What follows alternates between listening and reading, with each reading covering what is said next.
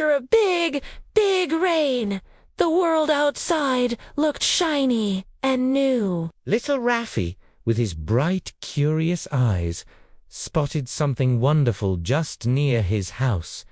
It was a giant puddle. Not just any puddle, but a shimmering, wobbly mirror reflecting the bright blue sky and fluffy white clouds. Rafi's heart did a little pitter-patter of excitement. He knew exactly what he had to do. He wiggled his feet into his favorite yellow boots, the ones that made him feel like a brave explorer. They were a teeny but to Rafi, they were the strongest, most splash-proof boots in the whole wide world. As he toddled towards the door, his mom called out with a warm smile. "Now, Rafi, don't go too deep into that puddle." Rafi giggled, his eyes sparkling with mischief. "Just a little jump, Mommy," he promised, already imagining the splash. He stood at the edge of the puddle, looking at his own reflection, smiling back at him. He took a deep breath, bent his little knees, and then, jump! Splash! A huge, silvery spray of water shot up into the air, glittering like 1,000 tiny diamonds in the sunlight. The sound was a joyful explosion, followed by Rafi's own happy giggles that filled the quiet afternoon air. It was the best sound in the world.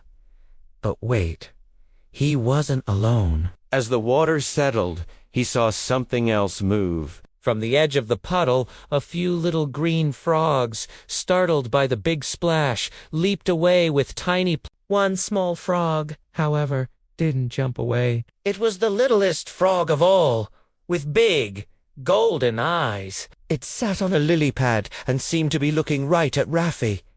The little frog puffed out its throat and let out a friendly sound. "Ribbit, you like the water, too," it seemed to say. Rafi, who understood the language of fun perfectly, beamed back. "Yes!" he shouted with delight.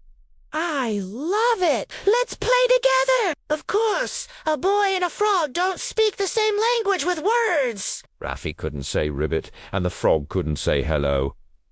But they didn't need to. Their game was all about jumping and splashing. Rafi would take a big jump, and the frog would take a little hop. Splash, plop, giggles and ribbits mixed together in a happy song. They chased the ripples their jumps made, watching them spread across the water like magic circles. They played and played, completely lost in their watery world. The sun began to dip lower in the sky, painting the clouds in shades of orange and pink. The light danced on the surface of the puddle, making it look like a pool of melted gold. Rafi and his new frog friend jumped and splashed until the very last rays of sunlight disappeared behind the trees. Tired but so happy. Rafi finally waved goodbye to the little frog. As he walked back home, his yellow boots squishing with every step, he thought about his wonderful afternoon. He didn't need a fancy toy or a big playground. All he needed was a simple puddle and a friendly frog to have the best day ever. And that's a lovely little secret to remember, isn't it? That sometimes the most simple things in life can bring us the biggest, most wonderful joy. Thanks for listening to our story today. If you enjoyed Rafi's adventure, don't forget to like this video and subscribe for more heartwarming tailies. See you next time.